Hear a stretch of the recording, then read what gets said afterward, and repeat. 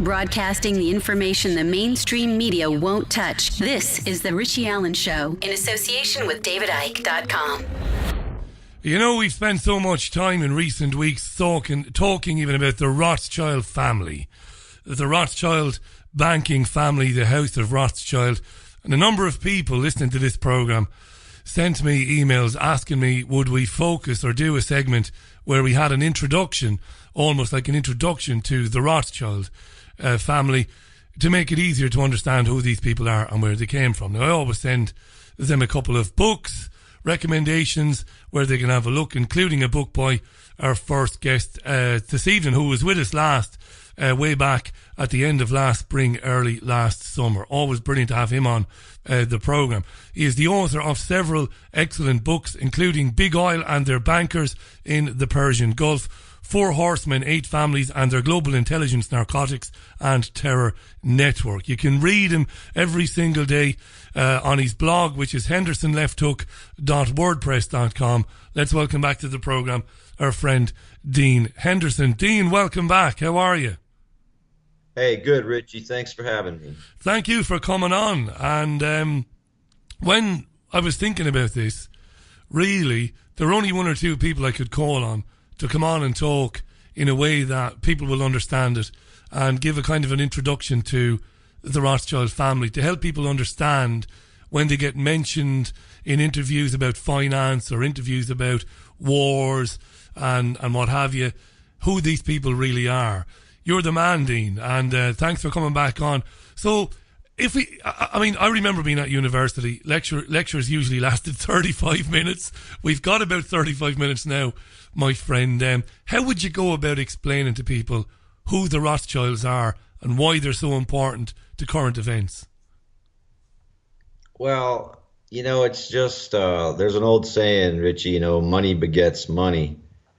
And it's very true, especially when you have these old families who've been around, really for centuries now, accumulating money, and originally the Rothschilds combined with the House of Orange, the Dutch, House of Orange, to found the Bank Amsterdam in the early 1600s as the world's first central bank. So that's 500 years we're looking at.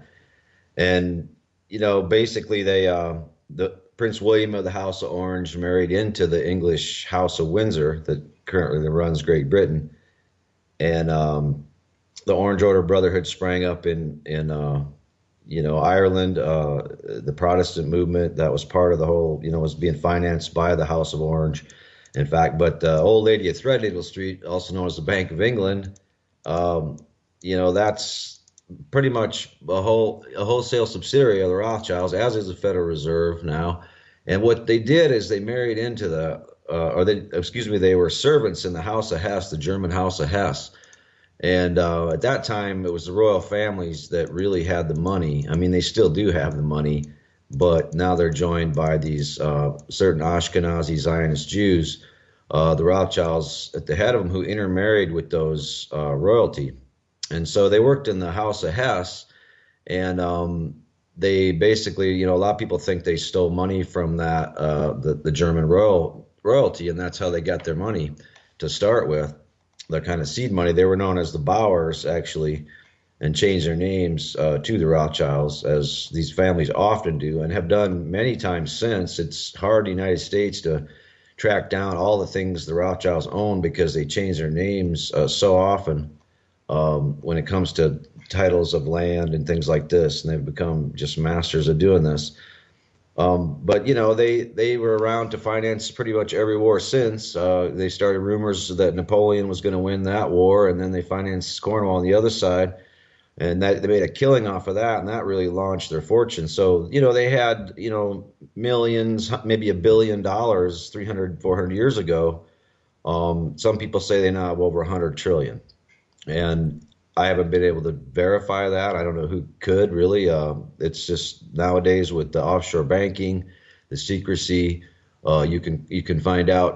Quantum NV is definitely one of their big vehicles where they have a lot of assets. This offshore trust. The Queen of England is also involved with it. George Soros is involved with it.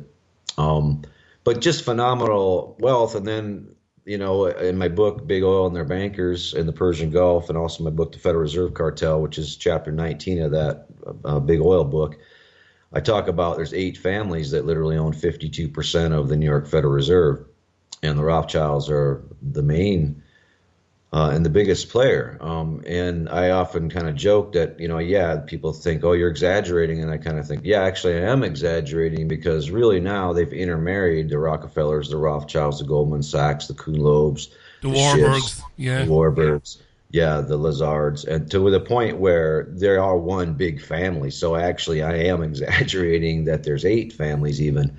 But this is where we sit, and it's almost every central bank in the world is owned by the same cartel, headed by the Rothschilds. They also had global Freemasonry, and the Illuminati and all these secret societies, which are instrumental in sort of the psyops end of things, and keeping control spiritually over people. And they're, of course, behind Israel. This is well-known fact that the Rothschilds were sort of, the fathers of Israel with the Balfour Declaration in 1917. And so the Mossad pretty much functions as a private intelligence organization for the Rothschild family, would be a better way to describe the Mossad. And so the key was, I think, intermarrying with the royals, and cementing all these crowns, which are just absurd. The whole idea that we have kings and queens in this day and age, to me, is just absurd. Absurd, yeah. Yeah. So, but they did that, and that was just a huge combination. There are those who believe they're behind the Jesuits. I actually think that that's propaganda, because the Jesuits are the most progressive part of the Catholic Church, the only part that never maybe got sold out to the Rothschilds. They're in and out of the Catholic Church. Currently, I think they're on the outs. And the Catholic Church, ironically, may be one of the only entities powerful enough to sort of expose these people. They did, the current Pope did arrest the Vatican Bank chairman as soon as he was put into the seat, but people wonder if they'll kill him. They already tried once in Brazil, actually. So they're just so powerful, and they're behind the scenes. And can I just jump in? Can I just jump in there? Fiction. This is brilliant stuff, Dean. Let me just jump in there. You've written, as well as the books, you've written some brilliant articles on them. And I want to go back in time, because it sounds almost like a Corleone family, even though that's fictional, but you could say the Lucchese family or the Genovese family, the way they consolidated who they were by incorporating into their family other wealthy people and the royal families. I want to go back to that.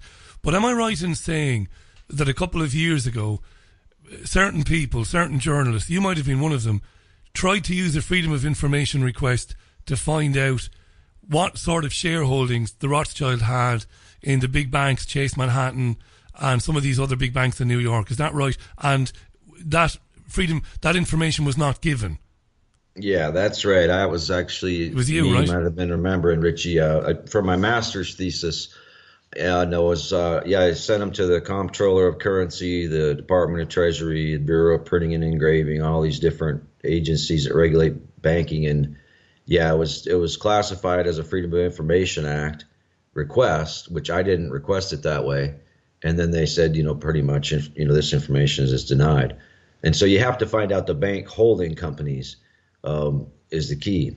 But there's enough, things that have gotten through that we know what we know. And we know, for example, that the Rothschilds pretty much run the Bank of America and own it lock, stock, and barrel. We know that they are in combination with the Rockefellers, the Stillmans, and others owning Chase Manhattan.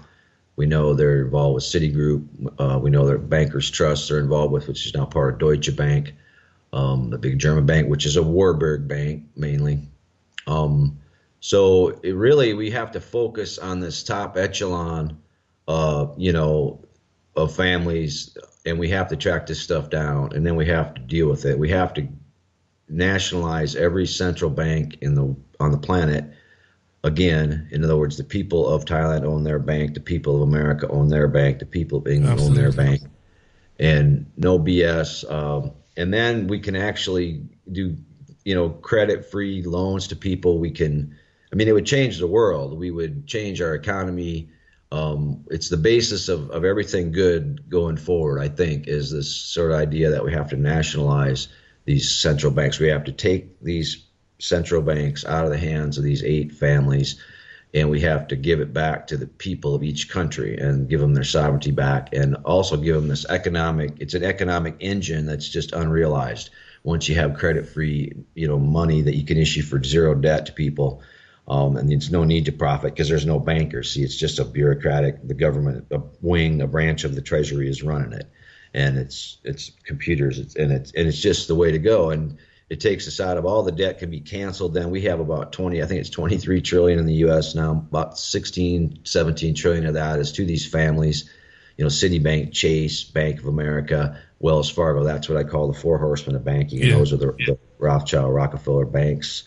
But they're all intermarried. The Goldmans married the Sachs, and the Kuhns married the Loebs, and the Schiffs married into the Kuhn Loebs, and it's just on and on and on. So it's really it's stranger in fiction, but there's nobody that tells you about it really. People touch it, and then they kind of get scared and run away.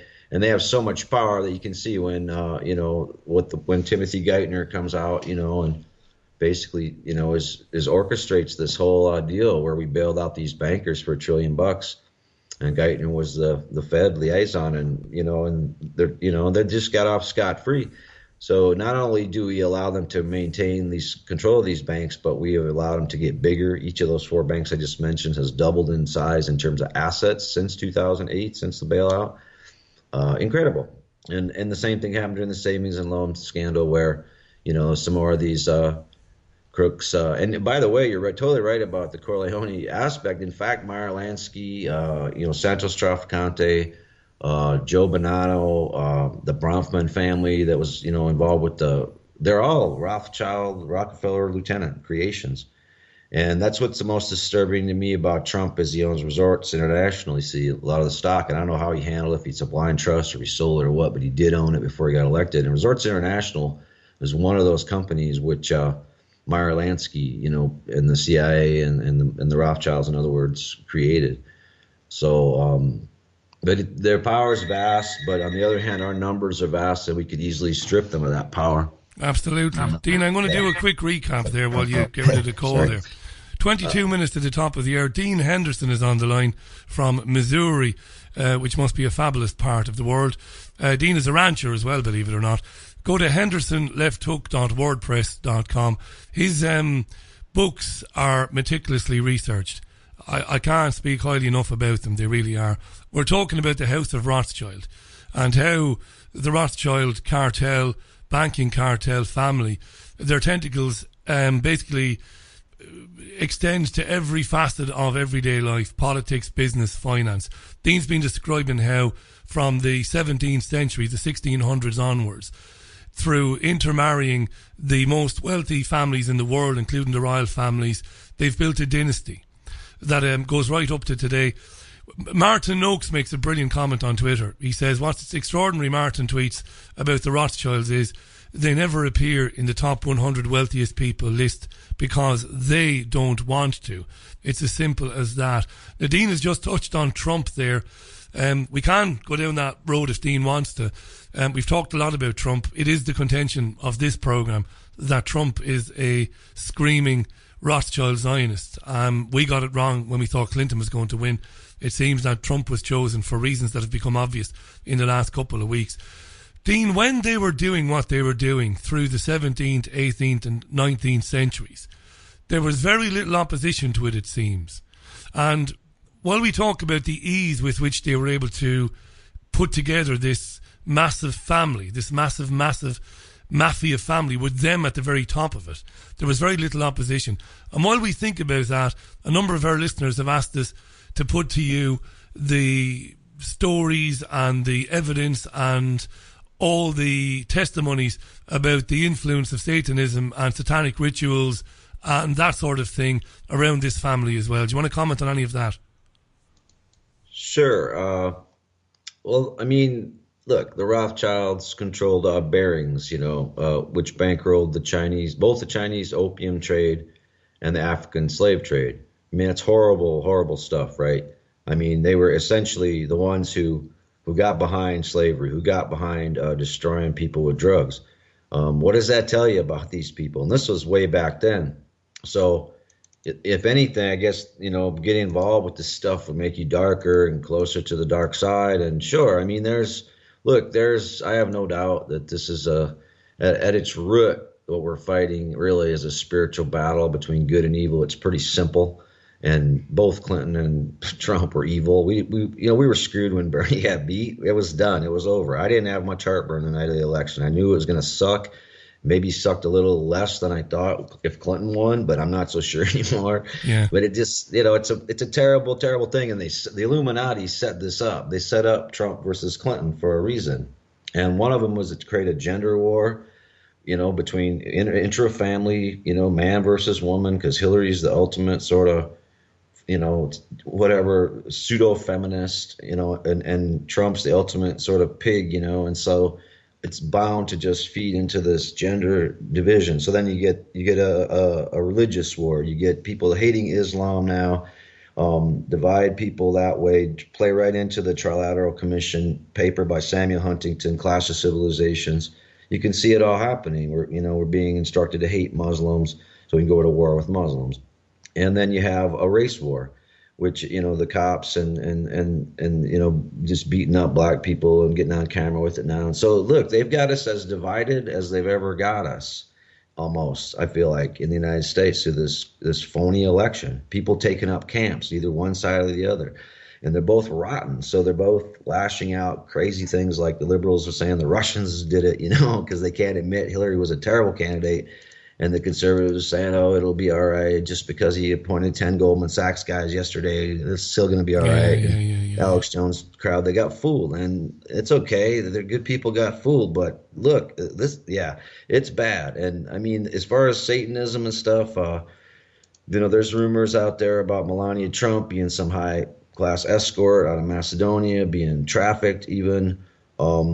And there's Resorts International that people should check into. Dean, let me just stop you there, because this is ordinarily, if it wasn't you, if it was anybody else, I'd jump all over you now and I'd have a right good go at you there. But because it's you, I don't have to do that. What is it? Because some of this has been in the mainstream news, so I'm not worried about libel. In fact, Donald Trump can sue me for libel if he wants. He's not going to get very much. But is there any evidence that's a little bit better than circumstantial evidence that suggests what you just said there, that his wife was a victim of human trafficking even?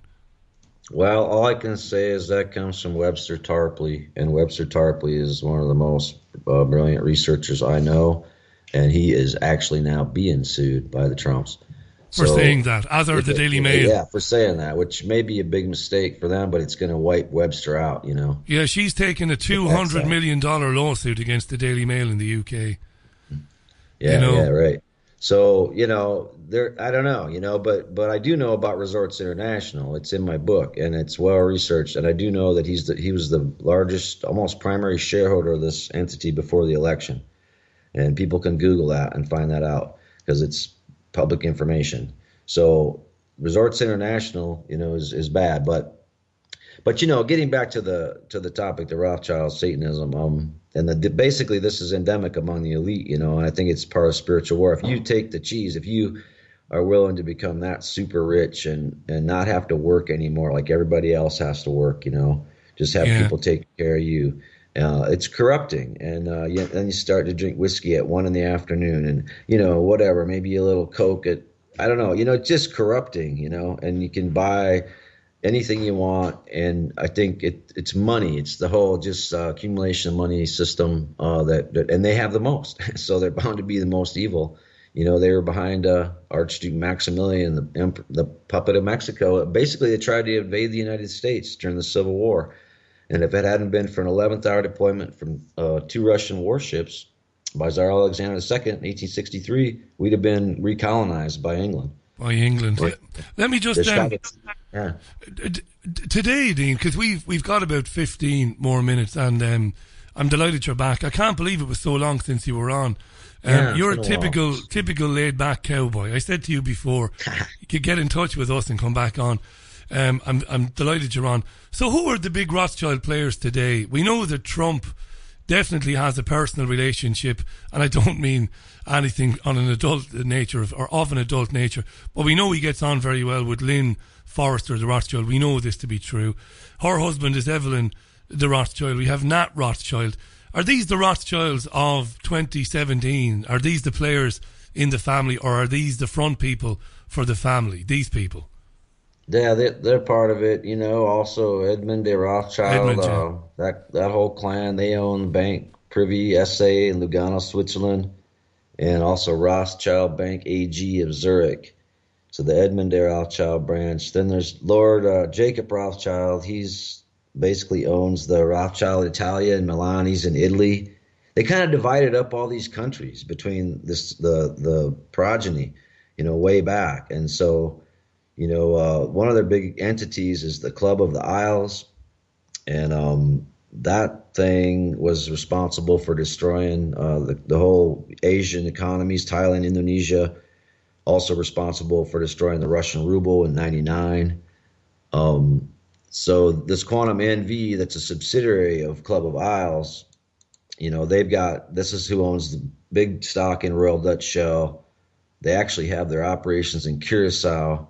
And ironically, that's the biggest oil refineries in the world are also there. Royal Dutch Shell and ExxonMobil both have one. They're just off the coast of Venezuela. That's why. This family, Dean, this family have their fingers and their paws in everything, right? Everything. Let me just say a couple of things. Not because we're worried about offending anybody, we're not. But you'll probably agree with my friend and colleague that what happened, the creation of the State of Israel, was a cover for these people. I've always felt it was a cover, and that Jews, ordinary men and women like us, are as much of a victim of this as anybody else. Whenever you talk about this, it's thrown out that it's anti-Semitic and it's really hatred of Jewish people. Now, I don't believe the Jews are a race. The Jews are, they're Caucasian like us. Their religious belief is what makes them Jewish, not their ethnicity. That's what I believe. I love them like I love everybody else. Me too. And I know you've talked about this over the years. Jews are a victim of this. I mean, it's ironic. This is the centenary year of the Balfour Declaration, which came on the heels of the Sykes-Picot Agreement, which was just about robbing the Ottoman Empire blind, as we say in Ireland, completely illegal. And they were behind everything.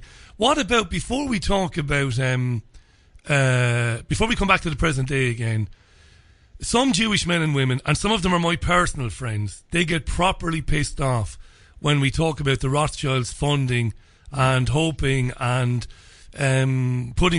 basically betting on Hitler to succeed after World War II.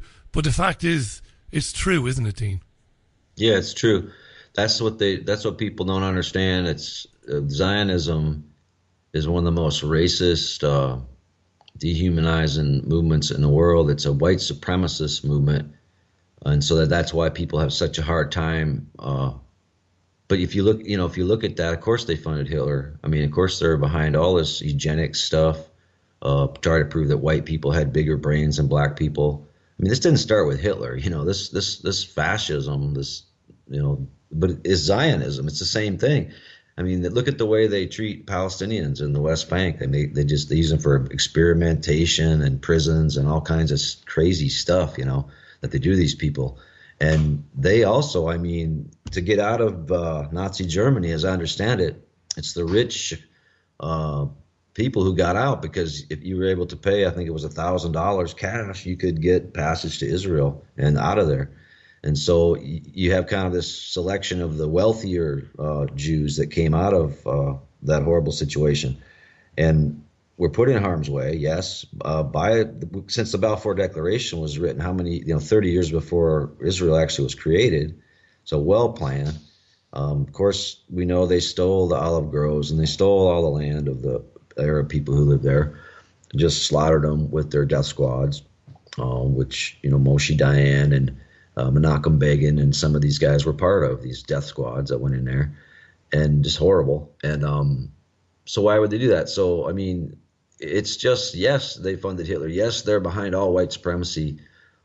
including what you see emerging right now, I think worldwide. I mean, it's kind of frightening what I'm seeing. This far right emerges, and there's just this race component, and it's messed up. And they're using guys. They got to realize that's coming from the bankers. So the bankers are trying to do this to you, man, and they're not. And you know, because they're the root of it. They've always they're Nazis. Okay, I mean, their political ideology is Nazism, and that's what they believe in. And it's easy to understanding. It's easy to understand why so many regular Jewish men and women, regular like us, in terms of, you know, they aspire to the same things we do: life, love, and happiness. It's easy to understand why they get upset about it. I can understand it. Yeah. And a very good friend of mine in London, who's Jewish, you know, he struggles to understand it, and you know, he believes that, well, you might get a pass, Richie. He would say you might get a pass, but everybody else, when they talk about this family, they just mean, you know, what they mean is the dirty Jews, and it really hurts them. And I'm saying, no, it doesn't. And you really got to look into this, because it's got nothing to do with Judaism or the Jewish people. It's the sickness of these people. And nothing to do with them. That's the thing. Nothing to do with Jewish people. No, nothing, Dean. And can I just ask you a question? Has to do with Christian people or you know, Buddhist people, but that of course they have to keep this topic off limits and call people anti-Semites, because if they didn't, then people would dig down and find what we just talked about, and how deep and dark this goes, and how it is involving Satanism, and Hitler was all into Satanism and all these things, and you know, all his secret societies. And then he basically found out the secret societies, he kind of turned against the whole idea, and that's when they went after him and took him out. And Rudolf Hess parachuted into, you know, Buckingham Palace or whatever it was, to try to stop that from happening. But that's when they took him out, just like they took Noriega out when he wised up and didn't help us out with the Contras anymore in Nicaragua, which he was doing. He was using his troops to invade Nicaragua for us with the CIA. And then once he said, I'm not going to do that anymore, all of a sudden, oh, he's a drug trafficker, oh, you know, and not, you know, of course, not mentioning that the Bushes own the whole Colombian, you know, Caribbean side of Colombia and Panama, and made the most money out of it. And that's why they went down and bombed out that center part of town and got their money out of the banks and destroyed all these political people too, who are against the U.S. imperialism in Panama and all these other things. So, you know, you can demonize all these people you want, but you have to find out who's the demonizers, who are the demonizers. And that, you know, that's who runs the whole damn thing. And you'll never hear their names, and they'll never be demonized. And you have to know that. You have to know who these people are. That's how powerful they are. Until we all get together and bring it out and make a big stink of it, and, you know, make it happen, I guess, which we're trying to do. You know? You're doing a good job. I remember a few years ago in Spain, I was out having a beer after a radio show that I did, and a Jewish woman, nice woman, had been listening to the program, and she got stuck into me and asked me about this family, and if this family is basically Don Corleone, how come they've managed to go pretty much unmolested through the centuries? Nobody's ever managed to stop them.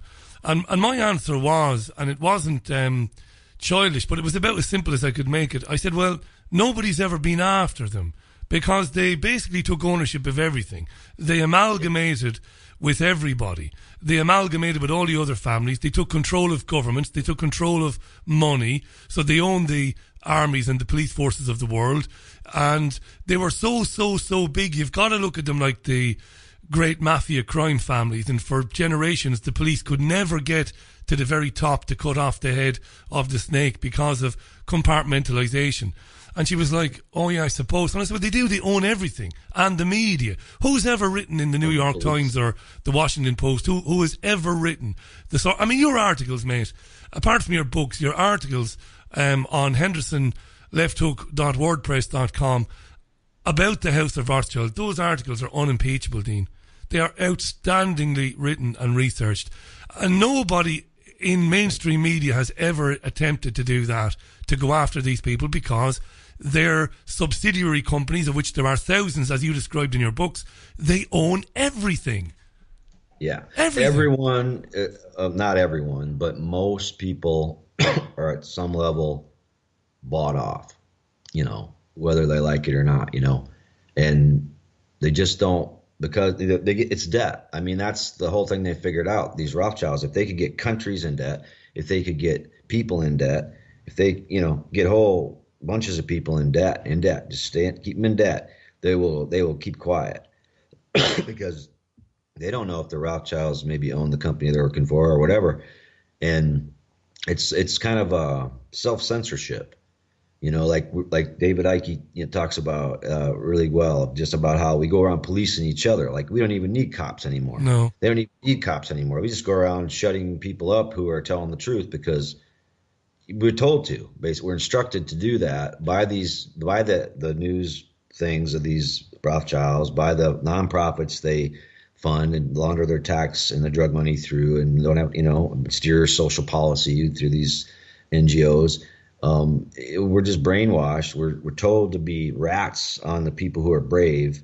It's all set up, and it is kind of like the aliens already invaded, or, with some people anyway, are just like the handlers here already of all of us. And we're just being sort of herded around like sheeple, but, and it's kind of like that, but, you just have to, I guess, be brave. And that's what I'm thinking of. The whole world seems to be lacking of bravery right now. Present company accepted. And, there are some brave people doing some great things, but there's not enough of it. We need more bravery. We need more people to be brave. And it's really not that hard, It's been an amazing week. And although I appreciate the compliment, I'm not being modest when I say that I don't do anything. We're blessed that we have this wonderful radio studio, all bells and whistles. We're blessed that David Icke streams the program. We're blessed that alternate current radio and Fab Radio does it. The people that are brave and courageous are people like you who have the balls to research this stuff and then write books as eloquently and as brilliantly as you do. All we do is provide the platform. There's not very much brave about what I do. But I'm delighted that we can get people like you on the program. I want to mention Jean Ann Crowley, who's a friend of ours, an actress. She's in Dublin at the moment. She just wants to mention Sydney Blumenthal has an extensive piece in the London Review of Books this week ironically comparing the Trumps to the Corleones, which is ironic, nice. on what we've been talking about. Yeah. I think, you're well aware, Dean, that at the moment there's a real push by various charities to try and basically list the usage of the word Zionist and the word Rothschild as anti-Semitic words, and that anybody using those words are cowards. This is what I can't stand, you see. I'm not the bravest guy in the world, but I will not be called a coward by anybody. If I thought the Jews were dirty and the Jews were evil, I would fucking say, excuse my language, Jews are dirty and Jews are evil. Jews are not dirty, they're not evil. Jews are as good and as bad as anybody else on planet Earth. It's about this secret society as you described it and nothing else. Yeah. What do you say to people who, because we know people that are being chased by these people and called racist, and it's serious stuff, Dean. What do you do when they come after you and they say you're a racist? You don't mean Zionist, you mean Jew because you're a coward. Yeah, well, you just tell the truth. You just do what you always do, just like you did right there, and you just tell like it is. And if you have facts, I don't know, if they go that far where they're passing laws like that, where, the word Rothschilds is banned. Yeah. Golly gee, we might just be time to go underground or something. I really don't know, Richie, but I'm not, it won't shut me up. It shouldn't shut you up. I know it won't. And, it's not going to work because I think we went through that in the United States, and honestly, we kind of got past it. And it sounds to me like now it's kind of hitting Europe hard, but we get the low on that anti-Semite stuff where, it was just for a while there, it was dicey, but we just a lot of us just kept talking right through it and just backing up our stuff and saying what we just said about, we got nothing against Jews. Obviously, this is way beyond even religion or anything. It's about who controls the world. And so that's all it is. We're trying to help everyone. And it doesn't matter what you believe to me. And I'm the most tolerant guy, and I cannot tolerate racism. I cannot tolerate any of that kind of stuff that divides us, anyway. And so I do not want to divide Jews, Christians, Muslims. They're the ones that want to do that. That's the whole point. Yeah. And that's what we're trying to say. And that's why I criticize Saudi Arabia just as often. And they're Islamic, but they're not. It's not about Islam either. It's about Wahhabism, which was foisted upon them by British intelligence. It's all part of the game. It's all smoke and mirrors. And people got to quit being so naive, for one thing, and look at the reality of what's going on in this world. You and I, kind of shocking. you and I will do this again as soon as you want, mate. I've loved having you back on the programme. Folks, go to hendersonlefthook.wordpress.com. Dean's books, Big Oil, and their bankers in the Persian Gulf, the Federal Reserve Cartel. These are essential books, folks. I mean, these are essential books.